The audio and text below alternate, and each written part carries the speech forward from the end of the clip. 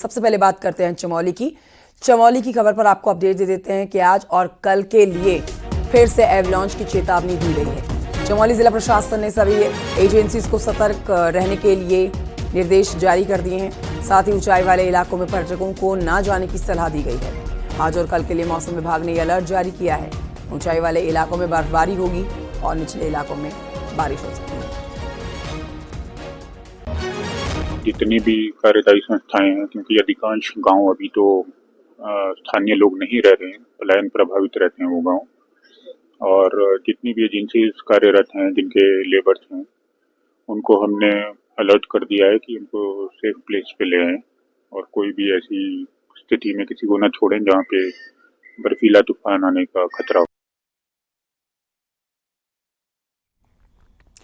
मौसम विभाग ने एडवाइजरी जारी कर दी है। एक बड़ा हादसा अभी उत्तराखंड ने देखा है, जहां पर चमोली के माणा गांव में जो एवलांच आया, जिसमें 46 मजदूरों को निकाल लिया गया सुरक्षित, लेकिन 8 मजदूरों की जान जा चुकी है। 55 मजदूर दबे थे एवलांच में पहाड़ के बर्फ के बड़े टुकड़े के नीचे, जिसमें 3 दिन तक रेस्क्यू ऑपरेशन चलाया गया और 46 जिंदगियां बची, लेकिन 8 जिंदगियां नहीं बच पाई। अब ऐसे ही अलर्ट को जारी करते हुए एडवाइजरी जारी की गई है कि ऊंचाई जो पहाड़ी इलाके हैं जहां पर बर्फबारी की संभावना है, वहां पर अलर्ट रहा जाए और यदि पहाड़ों पर किसी तरह का कोई काम किया जा रहा है उसे फिलहाल रोका जाए। साथ ही निचले इलाकों में बारिश का अलर्ट जारी किया गया है। तो आप कह सकते हैं कि उत्तराखंड में अब एक बार फिर से मौसम बदला हुआ नजर आ रहा है। नितिन सेमवाल से और जानकारी ले लेते हैं। नितिन सेमवाल हमारे साथ लाइव मौजूद है। नितिन सेमवाल, देखिए एक बार फिर से मौसम विभाग ने जो जारी किया है अलर्ट, उसके बाद क्या गाइडलाइंस में कहा गया है और किस तरह से पहाड़ में सतर्कता बरती जा रही है? क्योंकि अभी एक दिन पहले ही हम कहेंगे कि एक बहुत बड़ी घटना हुई है। अब इसके बाद मौसम विभाग का यह अलर्ट काफी मायने रखता है। जी निश्चित रूप से जिस तरीके से शुक्रवार को, जो बीता शुक्रवार है, उस दिन ग्लेशियर टूटने के बाद जिस तरीके से नुकसान हुआ है, 8 जिंदगियां वहां पे चली गई, 46 लोग घायल हो गए। उसके बाद आज 3 मार्च को एक बार फिर से मौसम विभाग ने जो ऊंचाई वाले इलाके हैं वहां पे हिमखंड टूटने, बर्फबारी, बारिश की चेतावनी जारी की है।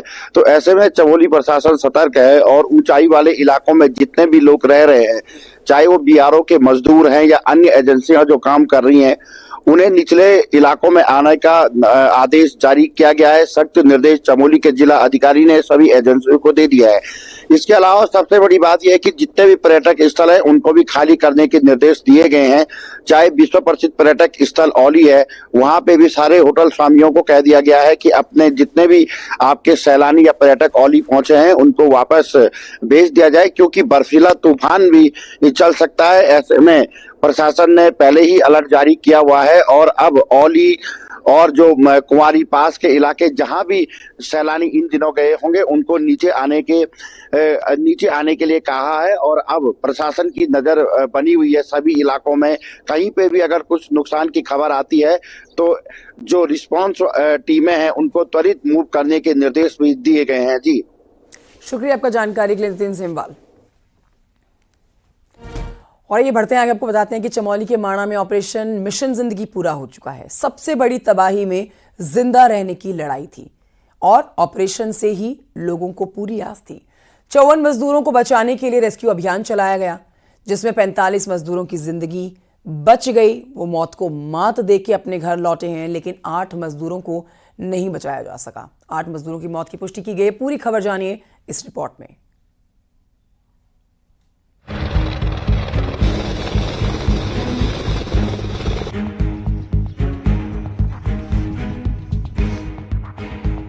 चमोली में ऑपरेशन जिंदगी पूरा, 3 दिन चला रेस्क्यू ऑपरेशन। बर्फीले तूफान से जिंदगी की जंग। ये तस्वीरें हैं चमोली में हुए हिमस्खलन में फंसे मजदूरों के रेस्क्यू ऑपरेशन की। माणा गांव में 54 मजदूर फंस गए थे। मजदूरों को बचाने के लिए रेस्क्यू अभियान चलाया गया। भारतीय वायुसेना के चीता हेलीकॉप्टर्स बचाव कार्य के तीसरे दिन भी उतरे और सभी 54 लोगों को निकाला गया, जिनमें से 46 जिंदा हैं और 8 मजदूरों की मौत हो चुकी है।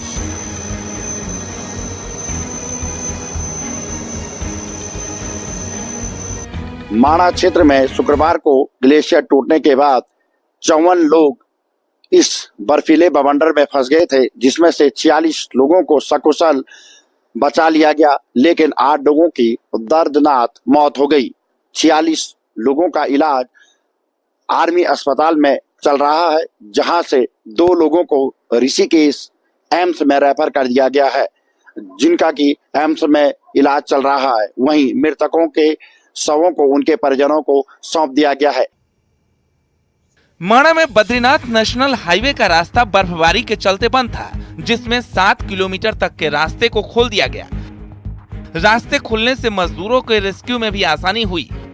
उधर सीएम पुष्कर सिंह धामी भी लगातार रेस्क्यू ऑपरेशन पर नजर बनाए थे। उन्होंने देहरादून के आपदा कंट्रोल रूम पहुंचकर अधिकारियों के साथ बैठक की। माणा एवलॉन्च में रेस्क्यू पूरा होने पर सीएम धामी ने मृतक मजदूरों के परिजनों के प्रति संवेदना जाहिर की और सफल रेस्क्यू की सराहना की। में सभी लोगों ने बहुत प्रयास करके, सेना के लोग हैं, बीआरओ के लोग हैं, आईटीबीपी है, एनडीआरएफ के लोग हैं, एसडीआरएफ के लोग हैं, जिला प्रशासन है, स्वास्थ्य विभाग, खाद्य विभाग, सभी विभागों के लोग, बीआरओ, सब मिलकर उन्होंने बहुत अच्छा किया। 46 लोग जो हमारे वहाँ पर जीवित अवस्था में थे, उन सभी को बद्रीनाथ से जोशीमठ शिफ्ट किया। जोशीमठ से 1-2 लोगों को जो हायर सेंटर भेजने की आवश्यकता थी, इनको हायर सेंटर भेजा है। और चूँकि बड़ा एक चुनौतीपूर्ण ये काम था, लेकिन सभी के सहयोग से, सभी के परिश्रम से ये काम आगे बढ़ा है। रेस्क्यू में सेना के 4 हेलीकॉप्टर्स के अलावा आईटीबीपी, बीआरओ, एसडीआरएफ और एनडीआरएफ के 200 से ज्यादा जवान लगे थे। साथ ही रेस्क्यू ऑपरेशन में मदद के लिए विक्टिम लोकेटिंग और थर्मल इमेज कैमरों की भी मदद ली गई, जिसकी मदद से सर्चिंग में काफी आसानी रही। पूरे घटनाक्रम में जहां एनडीआरएफ, एसडीआरएफ, इंडियन आर्मी की महत्वपूर्ण भूमिका रही, तो वहीं जिला प्रशासन और उत्तराखंड सरकार भी इंडियन आर्मी से लेकर एनडीआरएफ, एसडीआरएफ, आईटीबीपी, अन्य एजेंसियों को अपना पूरा सहयोग देती हुई नजर आई।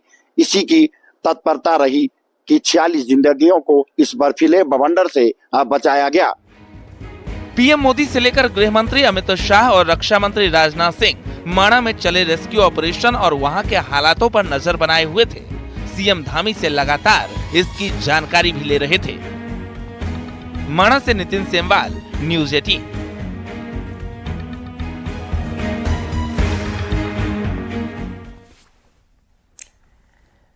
और आइए बढ़ते हैं आगे, आपको बताते हैं हल्द्वानी की खबर, जहां पर रविवार शाम तक हड़कंप मच गया जब एक गैस एजेंसी के बाहर खड़े हुए ट्रक में अचानक से आग लग गई।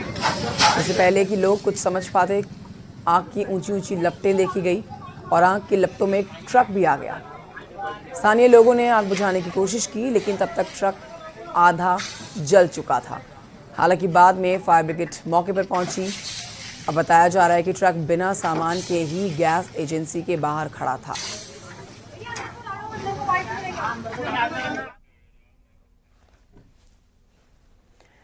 खबर रुड़की से है, जहां पर मंगलौर के लंढोरा में पुलिस और बदमाशों के बीच में एनकाउंटर हुआ है, जिसमें एक बदमाश के पैर में गोली लगी है, जिसके बाद बदमाश घायल हो गया है। सिविल अस्पताल में इसे भर्ती कराया गया है। 2 बदमाश मौके से फरार बताए जा रहे हैं, लेकिन पुलिस ने इन्हें गिरफ्तार कर लिया है। 28 फरवरी को लेन देन के दौरान 2 पक्षों में फायरिंग हुई थी। 2 युवकों को गोली लगी थी। इलाज के दौरान इनकी मौत हो गई थी। इसके बाद से पुलिस आरोपियों की तलाश कर रही थी। तो वहीं देर रात चेकिंग के दौरान पुलिस ने एक बाइक को रोकने के लिए इशारा किया, लेकिन बाइक वाले रुकने की जगह भागने लगे। पुलिस ने इनका पीछा किया, आरोपियों की पहचान की और बदमाशों ने पुलिस की टीम पर फायरिंग कर दी और जवाबी फायरिंग में पुलिस ने इन बदमाशों के पैर में गोली मारी। चेकिंग के दौरान जब एक संदिग्ध बाइक, जो समय ने घटनाक्रम बताया, पुलिस पे को देख करके भागी और पुलिस पे फायर झोंका, तो पुलिस ने भी जवाबी फायर किया है, जिसमें एक व्यक्ति घायल हुआ, जिसको हॉस्पिटल एडमिट किया और 2 लोग फरार थे। तो अभी मुझे सूचना प्राप्त हुई है कि उनको भी गन्ने की खेतों से अरेस्ट कर लिया। उत्तराखंड में पिछले कुछ समय से सरकार के सख्त रुख वेरिफिकेशन ड्राइव के बाद घुसपैठियों पर एक हद तक लगाम लगी है। ये हम नहीं कह रहे हैं, ये बता रहे हैं सरकार के आंकड़े। देखिए रिपोर्ट।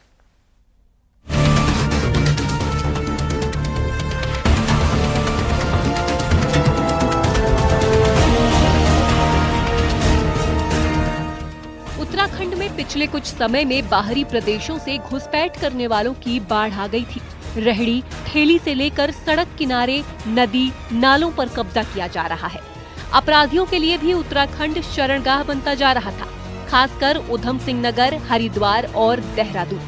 हरिद्वार से तो बीते साल 2 बांग्लादेशी भी गिरफ्तार किए गए थे, लेकिन पिछले कुछ समय में लव जिहाद, लैंड जिहाद के खिलाफ थामी सरकार के एक्शन और युद्ध स्तर पर चलाई गई वेरिफिकेशन ड्राइव का अब असर नजर आने लगा है।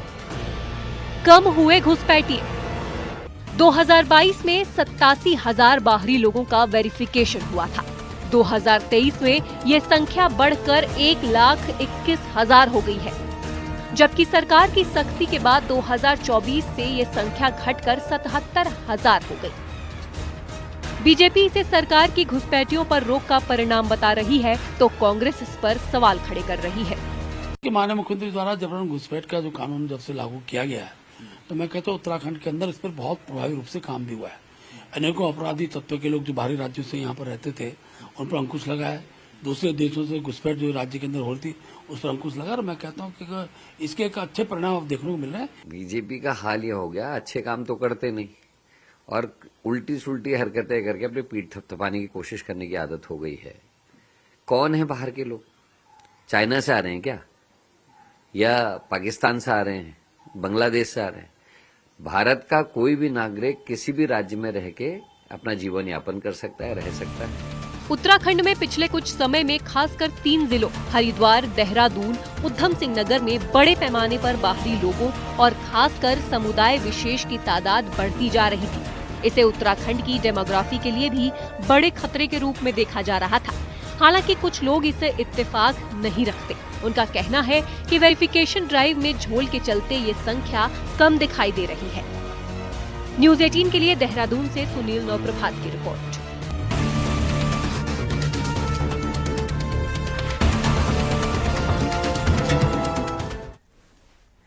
उत्तराखंड में सत्यापन के बाद प्रदेश भर में अवैध पाए गए मदरसों पर कार्रवाई शुरू हो गई। शनिवार को पछवादून में अवैध रूप से संचालित 4 मदरसे सील कर दिए गए, तो वहीं एक निर्माणाधीन मस्जिद को भी सील कर दिया गया। सीएम धामी ने फिर से कहा है कि अतिक्रमण को हर हाल में हटाया जाएगा।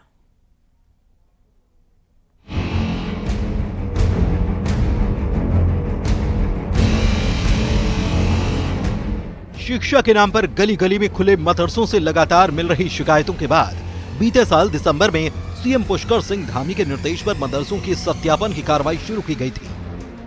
इसमें प्रदेश भर में 500 से ज्यादा मदरसे अवैध पाए गए थे। देहरादून जिले के पछवादून से अवैध मदरसों के खिलाफ एक्शन की शुरुआत हो चुकी है। शनिवार को अल्पसंख्यक कल्याण विभाग, मदरसा बोर्ड और स्थानीय प्रशासन की संयुक्त टीम ने पछवादून के ढकरानी और नवाबगढ़ में 4 मस्जिदों को सील कर दिया। इन मदरसों में बच्चों के बैठने की जगह में कमी, बिजली और पानी के साथ ही अन्य सुविधाओं का अभाव देखा गया। प्रशासन ने ढकरानी में ही बिना नक्शा पास कराए बनाई जा रही मस्जिद को भी सील कर दिया। देखिए, तो हमने पहले ही कहा है कि जो भी इस प्रकार के अवैध निर्माण है, अतिक्रमण है, उनको हम हटाएंगे। और वो हमारा पहले से ही जो लोगों ने ऐसे अवैध अतिक्रमण किए हैं या निर्माण किए हैं, उनको सूचना दे दी गई है। तो उनको पहले ही कहा है कि वो स्वयं हटा लें, अन्यथा प्रशासन जो है उसको हटाएगा। दिसंबर में हुई सत्यापन की कार्रवाई में पछवादून समेत पूरे देहरादून में 60 मदरसे अवैध रूप से संचालित पाए गए थे, लेकिन अब तक इनके खिलाफ कोई एक्शन नहीं लिया गया था। 28 फरवरी को एक कार्यक्रम में सहसपुर गए मुख्यमंत्री को अवैध रूप से संचालित मदरसों को लेकर एक बार फिर से शिकायत मिली, जिसके बाद सीएम ने अधिकारियों को कार्रवाई के निर्देश दिए थे।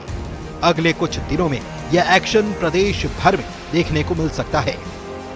न्यूज़ 18 के लिए देहरादून से सुनील नवप्रभात की रिपोर्ट।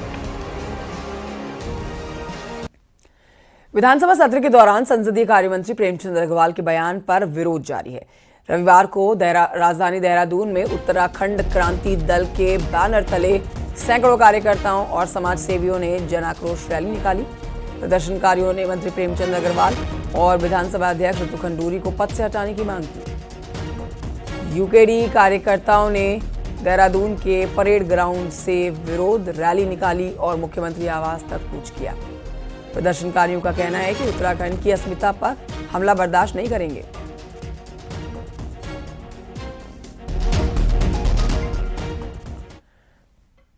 नैनीताल में होटल संचालक कैसे पर्यटकों की जान से खिलवाड़ कर रहे हैं, उससे जुड़ी ये खबर जानिए।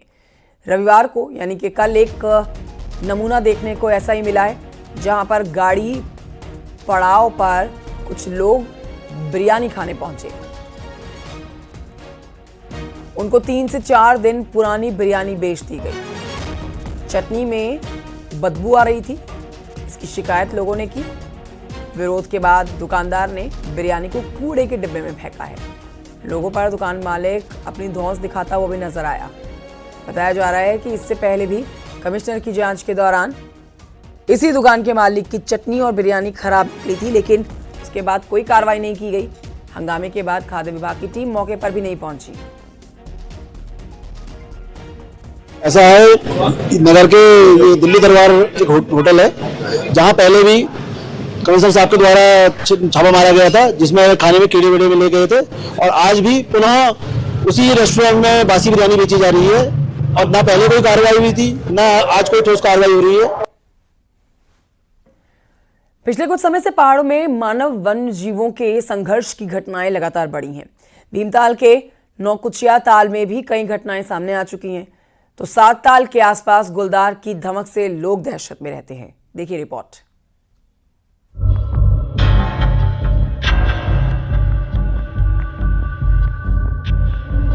नौकुचिया ताल के बाद अब 7 ताल के आसपास गुलदारों की धमक दिख रही है। आबादी के आसपास गुलदार दिखने से लोग दहशत में हैं, तो 3 शवकों के साथ मादा बाघ के घूमने का वीडियो इस इलाके में वायरल होने से लोग खौफ में हैं।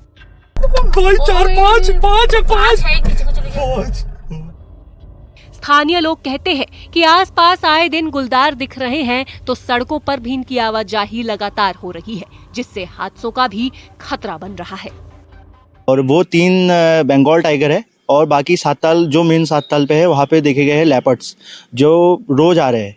और काफ़ी टाइम पहले वहाँ पे एक बारहसिंगा मारा गया था, सो वहाँ पे को भी थोड़ा रिस्क है। क्या मांग है आप लोगों की? हमें कि यहाँ पे थोड़ी सेफ्टी नहीं है, हमें डर लगता है कभी कभार कि यहाँ से रोड से जाने में, क्योंकि रोड में वो ज़्यादा बीते सालों में नौकुचिया ताल, ताड़ा, चांफी के आसपास टाइगर का मूवमेंट दिखा, तो 2023-24 में 4 घटनाएं मानव वन्यजीव संघर्ष की हुई थी, जिसमें 4 लोगों की मौत हो गई।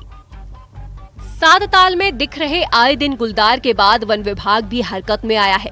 हालांकि वन विभाग इस बात को कह रहा है कि वायरल वीडियो का अभी पता नहीं लगा, लेकिन 20 कैमरा ट्रैप इलाकों में लगाए गए हैं, जिसमें इन गुलदारों की मूवमेंट का पता लग सके। नैनीताल में नौकुचिया ताल क्षेत्र में भी पूर्व में भी यहाँ पे बाघों की उपस्थिति दर्ज की गई है, तो ये कोई बहुत हैरानी की बात नहीं कि इस क्षेत्र में बाघों की अगर स्थिति है।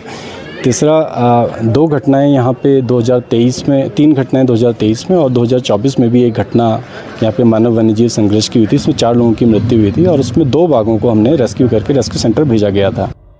पहाड़ों में वन्यजीव मानव संघर्ष की घटनाएं लगातार बढ़ रही हैं और गुलदारों की चहलकदमी दिन में भी होने लगी है।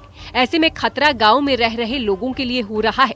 बाघ गुलदार ऐसे ही पहाड़ों में बढ़े तो आने वाला दौर पहाड़ में रहना और कठिन हो सकता है। नैनीताल से न्यूज़ 18 के लिए वीरेंद्र बिष्ट की रिपोर्ट।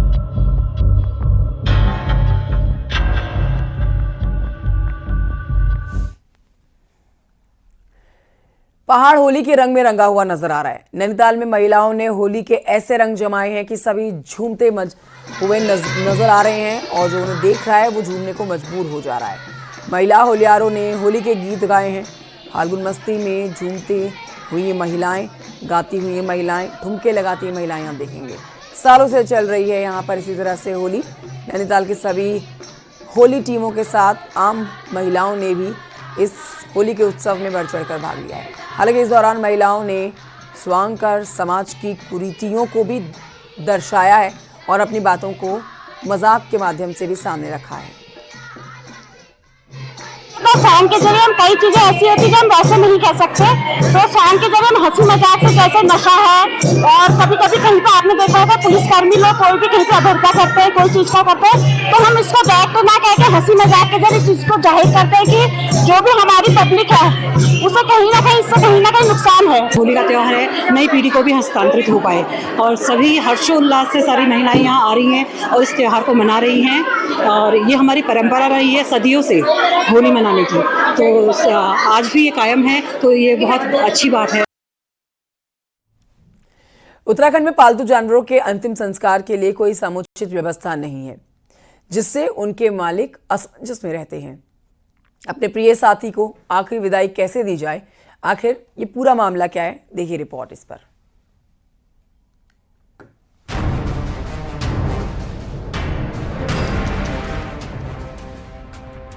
उत्तराखंड में हर दिन पालतू जानवरों की संख्या बढ़ रही है। अकेले देहरादून में नगर निगम में 10,000 से ज्यादा डॉग रजिस्टर्ड हैं। लोग इन मासूमों को अपने परिवार का सदस्य मानते हैं, लेकिन जब ये दुनिया छोड़ते हैं तो इन्हें सम्मानजनक अंतिम विदाई देने के लिए कोई जगह नहीं होती। कोई इन्हें जंगल में छोड़ देता है तो कोई नदी में बहा देता है। वहीं इनको परिवार का सदस्य मानने वालों का कहना है कि सिर्फ जानवर नहीं बल्कि हमारे परिवार के सदस्य हैं। लेकिन जब ये दुनिया छोड़ते हैं तो हमें समझ नहीं आता कि इनकी अंतिम विदाई कैसे करें। सरकार को इस बारे में सोचना चाहिए। तो ऑब्वियसली मतलब जरूर होनी चाहिए, this just like we have it for humans, हमारे को पेट्स के लिए भी कुछ ना कुछ जरूर होनी चाहिए। And it is very unfortunate कि हमारे पास ऐसी कोई जगह नहीं है जहाँ पे हम उनको विद रिस्पेक्ट जाने दें। कुछ लोगों के पास लॉन्स हैं तो वो अपने लॉन्स में कर देते हैं, कुछ जंगलों में फेंक आते हैं, कुछ अलग अलग तरीके अपना रहे होते हैं, बट ना तो वो हाइजीनिक होते हैं तरीके, ना वो इमोशनली सही होते हैं, आपकी कोई मेमोरी नहीं होती, तो बहुत अजीब सा एक सिचुएशन बन जाता है उस वक्त। उत्तराखंड में कोई भी पेट क्रिमेशन या पेट बरियल सर्विस नहीं है, ना तो सरकार की तरफ से, और जितनी मेरी नॉलेज में है कोई प्राइवेटली भी नहीं कर रहा। और आप एक चीज इमेजिन करिए कि एक परिवार है, उसमें किसी परिवार के सदस्य की मृत्यु हो गई है, वो किसी का बच्चा है, किसी का भाई है, और उस मोमेंट पे जब वो इस दुख से गुजर रहे हैं और बॉडी पड़ी है, आप ये सोचिए परिवार वाले को ये नहीं पता कि उस बॉडी का वो क्या। दूसरे शहरों में पेट क्रेमेटोरियम बनाए जा रहे हैं, लेकिन देहरादून में अभी तक कोई सुविधा नहीं है। दिल्ली, मुंबई, बेंगलुरु जैसे शहर में पालतू जानवरों के लिए शवदाह की सुविधा है, जहां लोग अपने प्रिय साथियों को अंतिम विदाई दे सकते हैं। एनिमल्स के लिए एक क्रेमेटोरियम के लिए स्थापना की तैयारियां की जा रही हैं, और इस विषय में भी जो स्ट्रेट एनिमल्स का इशू है, इसके लिए भी नगर निगम संजीदगी से एक नीति बनाने के लिए होमवर्क कर रहा है। प्रयास ये किया जा रहा है कि जो जनमानस है उनको भी इसमें थोड़ा रिलीफ मिले, और साथ ही साथ इनका भी प्रॉपर गाइडलाइंस और SOP के अनुसार इसमें प्रोसीड किया जा सके। लेकिन उत्तराखंड अभी भी सुविधा से वंचित है। जानवरों को परिवार का हिस्सा मानने वाले लोगों के लिए ये सिर्फ एक सुविधा नहीं बल्कि ये भावना से जुड़ा मुद्दा है। जब इंसानों के लिए शमशान और कब्रिस्तान मौजूद हैं, तो फिर इन बेजुबानों के लिए क्यों नहीं? अब ये देखने वाली बात होगी कि क्या सरकार इन मासूमों को भी सम्मानजनक विदाई देने का हक देगी, या फिर ये मुद्दा सिर्फ फाइलों तक ही सीमित रहेगा। न्यूज़ 18 के लिए देहरादून से सत्येंद्र बर्तवाल की रिपोर्ट। बढ़ते हैं आगे, आपको बताते हैं कि हरिद्वार में धूमधाम के साथ पतंजलि विश्वविद्यालय आयुर्वेद कॉलेज का वार्षिक उत्सव मनाया गया, जिसमें केंद्रीय शिक्षा मंत्री धर्मेंद्र प्रधान ने बतौर मुख्य अतिथि के तौर पर शिरकत की, और उन्होंने योग गुरु स्वामी रामदेव और आचार्य बालकृष्ण से मुलाकात की।